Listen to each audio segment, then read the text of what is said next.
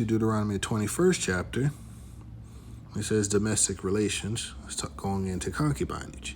Say, when thou goest forth to war against thine enemies, and Yahweh thy power hath delivered them into thy hands, and thou hast taken them captive, and seest among the captives a beautiful woman, and hast a desire unto her, that thou wouldest have her to wife, then thou shalt bring her home to thine house, and she shall shave her head and pare her nails, and she shall put the raiment of her captivity off from her, and shall remain in thine house, and bewail her father and her mother a full month. And after that thou shalt go in unto her, and be her husband, and she shall be thy wife. Okay, this is going into concubinage. Okay, this is not going into a marriage like you would do with the Israelite woman, where you go to her father and y'all make agreements and you pay the dowry and you got to treat her a certain way that you would treat an Israelite woman. No, this woman was still going to be subservient. She would basically be like a handmaid in the house, but you could still have her as a concubine. Okay, verse 14, and it shall be, if thou have no delight in her, then thou shalt let her go whither she will, but thou shalt not sell her at all for money. Thou shalt not make merchandise of her, because thou hast humbled her. What do you mean by humbled her?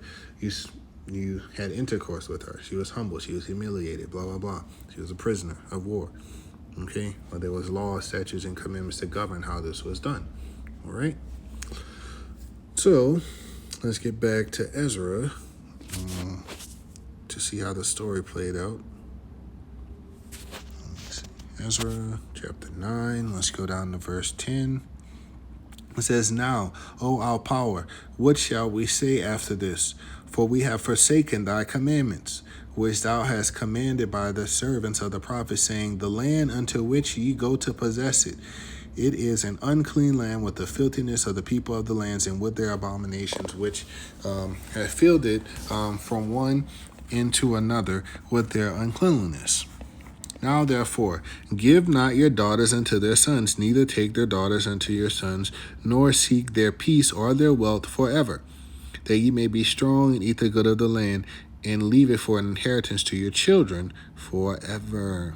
And after all that is come upon us for our evil deeds and for our great trespass, seeing that thou, our power, hast punished us less than our iniquities deserve, and hast given us such deliverance as this, should we again break thy commandments and join in affinity with the people of these abominations? Wouldst not thou be angry with us till thou hast consumed us, so that there should be no remnant nor escaping? O Yahweh, power of Israel, thou art righteous, for we remain yet escaped, as it is this day. Behold, we are before thee in our trespasses, for we cannot stand before thee because of this. Okay, so you see, they weren't supposed to join unto these nations, okay? So like we were talking about, they weren't supposed to go and make covenants with them. And we can see how they did that by getting a precept from Nehemiah. So if we go over to Nehemiah, the 13th chapter down to the 23rd verse, it says mixed marriage is forbidden. Okay, and so a lot of people get caught up when we go into the mixed marriages part, because they're like, oh yeah, you see, you're not supposed to have women of other nations, where clearly the law says something different. Okay, because we know all the kings of Israel had like concubines. You can look at David, Solomon, they all had women of other nations. Okay, they're just speaking confusion because they don't understand the intricacies of the law. You have to be precept upon precept. You have to be guided through this. Okay, so let's get it. Verse 23, in those days also I saw Jews that had married wives of Ashdod, of Ammon, and of Moab, and their children spake half in the speech of Ashdod, and could not speak in the Jews' language, but according to the language of the people. So what happened there? They didn't have the people following after them. They were following after the people.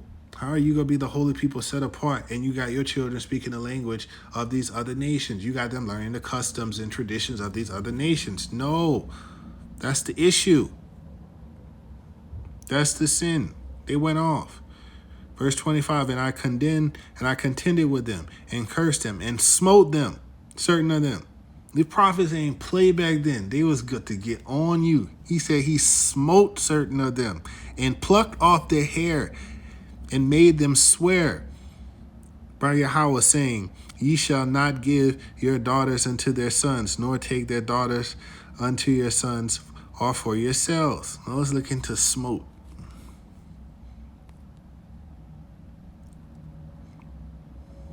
To strike, to hit, to beat, to slay, to kill, to murk, boom, murder, punish, slaughter.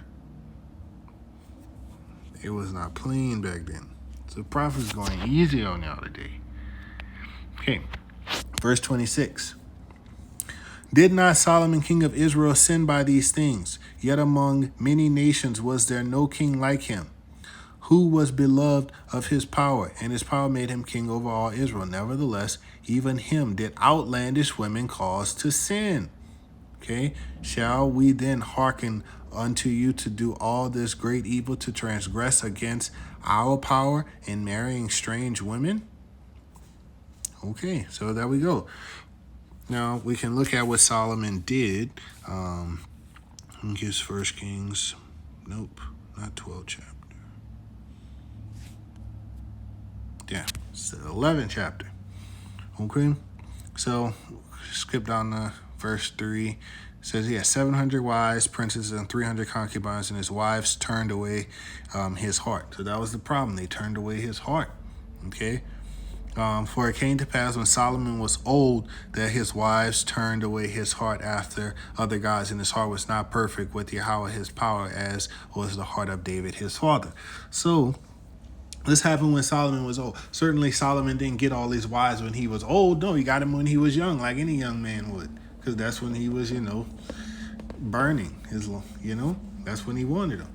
And so the sin didn't come in until he got old, till he got weak, until, he made unwise decisions and let them take over him. Like, he shouldn't have given this woman that much power, He should have kept them in their place. Verse 5, for Solomon went after the Ashtaroth, the goddess of the Zidonians, and after Milcom, the abomination of the Amorites. And Solomon did evil in the sight of Yahweh, and went not fully after Yahweh as David his father.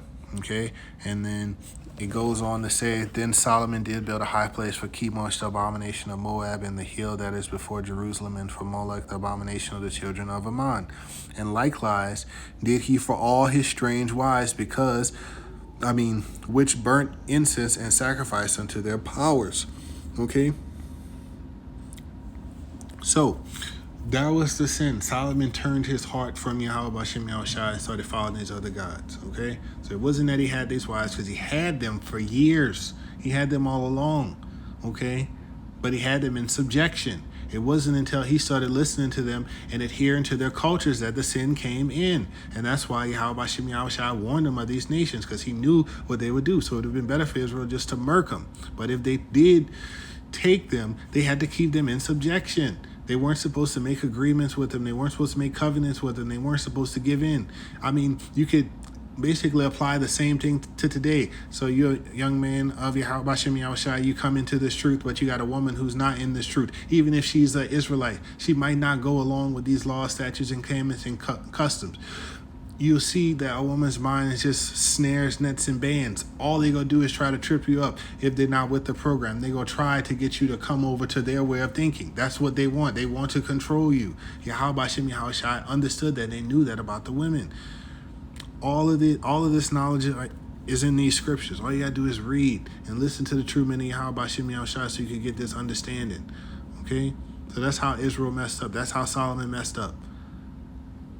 All right. I'll be back with, I guess this will probably be part 4 and part 5 from this video. So I'll be back with part 6. Shalom.